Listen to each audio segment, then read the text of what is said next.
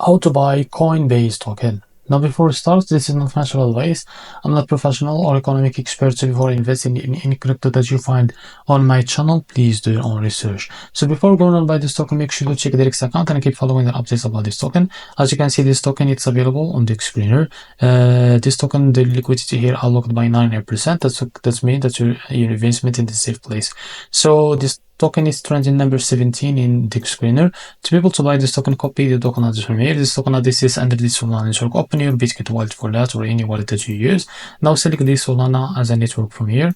Now click on this plus icon, paste the token address here.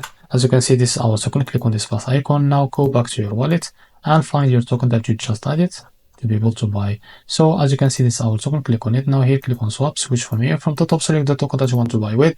For example, USDT, and make sure you have enough USDT on your wallet. Now after that, type how much you want to buy. Here you will be able to see how much you receive. So this is it. And after that, click on swap now, and you will be able to buy this token on your wallet. So this is how to buy Coinbase token. If you find this very helpful, please like and subscribe. See you in this video.